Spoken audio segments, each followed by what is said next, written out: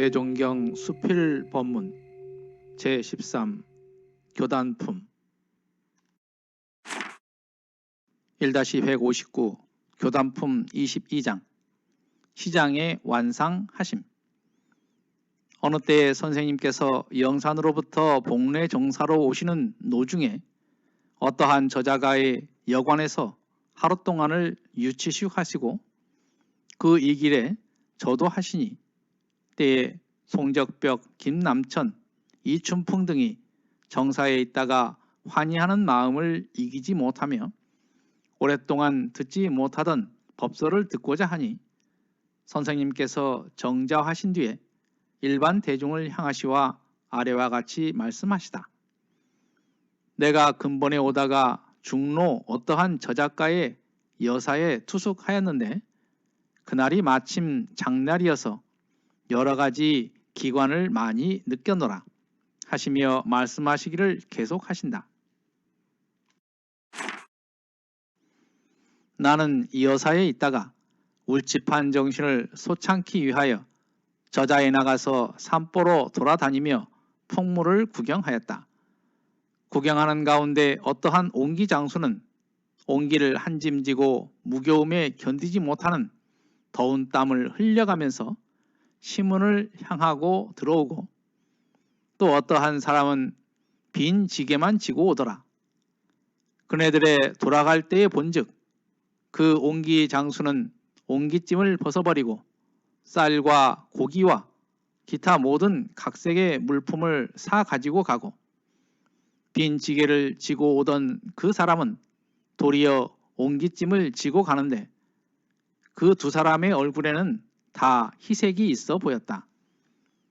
나는 그들에게 이상스럽게 기뻐하는 연고를 물은즉 옹기장수 대답하되 저는 저 옹기를 팔러 올 때 내심에는 걱정이 있었어요. 만약 오늘 장에 팔리지 않으면 어찌하나 하였더니 다행히 구하는 분을 만나서 잘 팔았으며 그 돈으로 여러 가지 물품을 교역하여 가게 되니 그러므로 기뻐하나이다 하고 빈지게 지고 오던 그 사람은 대답하되 저는 그일에 새 살림을 시작하온 바 모든 기구가 없어서 곤란이 막심하므로 기구를 장만하러 오늘 장에 왔었는데 올 때의 마음에는 걱정이 되어요. 만일 소형에 마땅한 기구가 없으면 어찌하나 하였더니 마침 이 옹기가 있어서 사가니 집에 가서 모든 데에 쓸 일을 생각하온즉 기쁜 마음에 무거운 줄도 모르겠다 하더라. 나는 그 두 사람의 말을 듣고 한 느낌이 일어났었다. 참 과연 그 말이 당연한 말이로다. 그러면 옹기장수가 옹기를 지고 올 때 저 사갈 사람을 위하여 왔는가?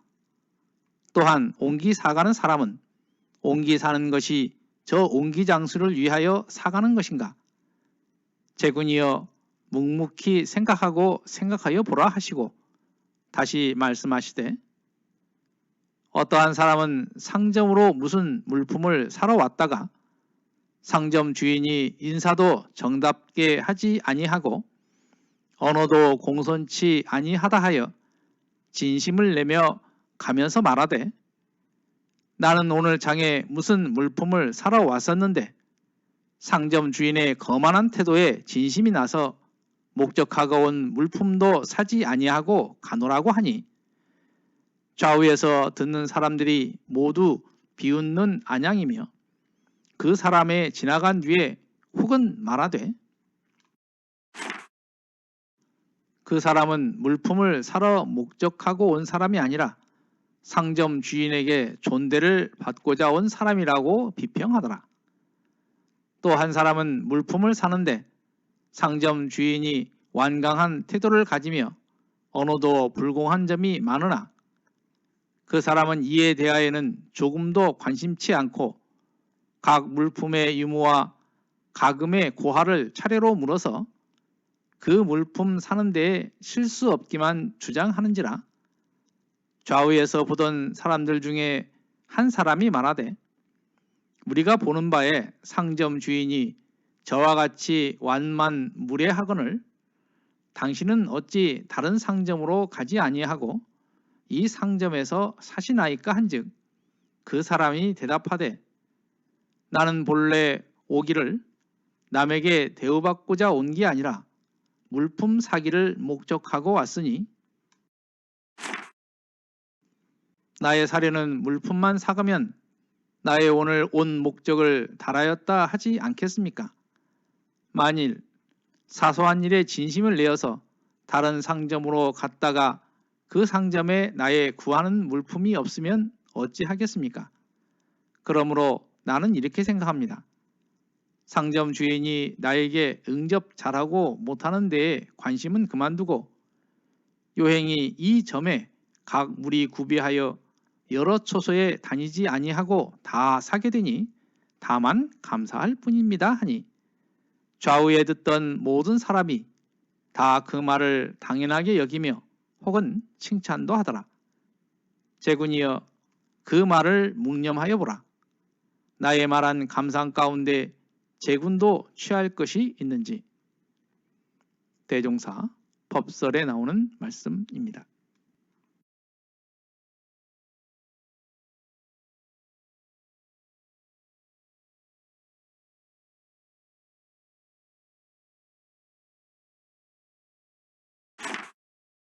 (1-159) 교단품 22장 시장의 완상하심. 주산종사님께서 수필한 법문은 한문이 많이 들어 있습니다.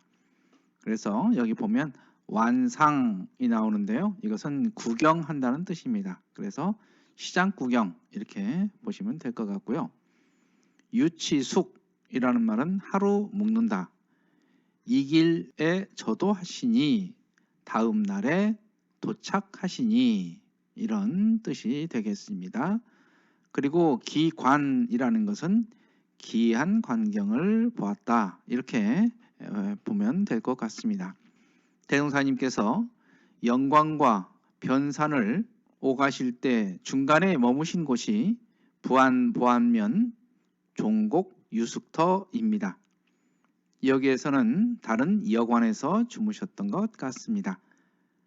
그리고 중간에 시장에 들으셨다 했는데 이 시장은 근처에 줄포 오일장이 아닐까 이런 생각을 해봅니다.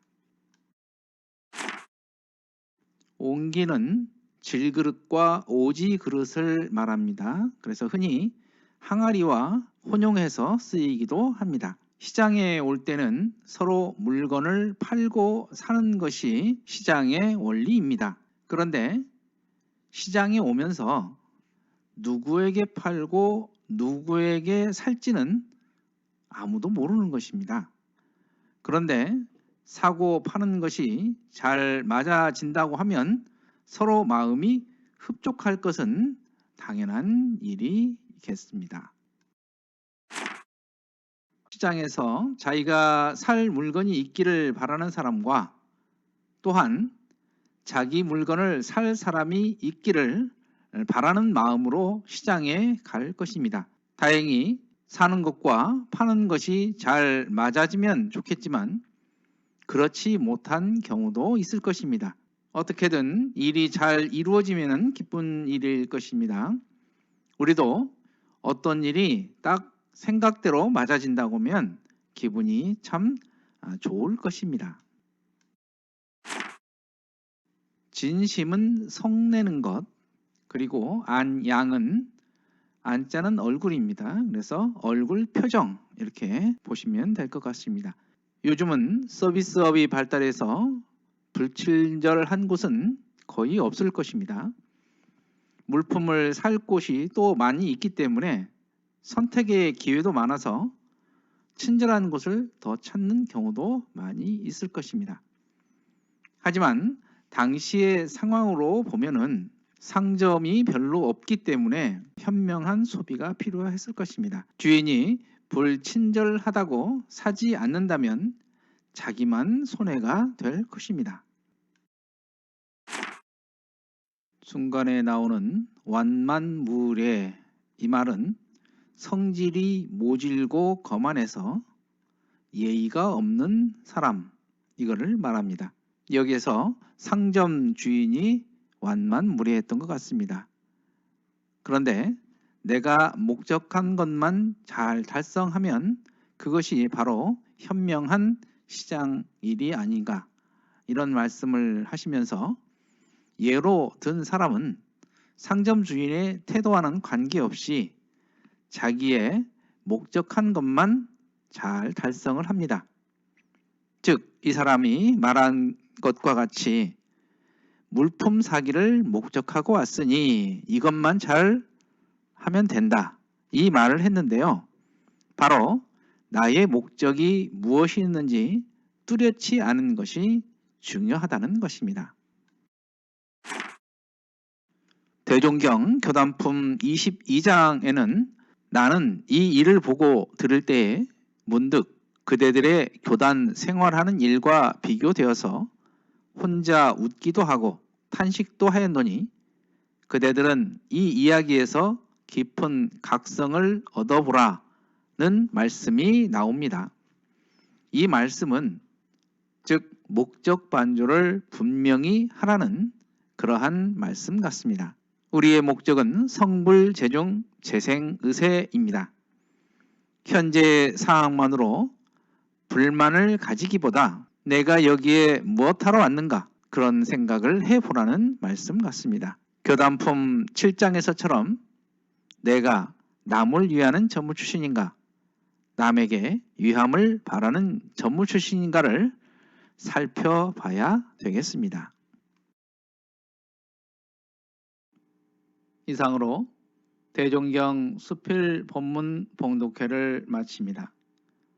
마음공부 잘하여서 새 세상의 주인 됩시다. 감사합니다.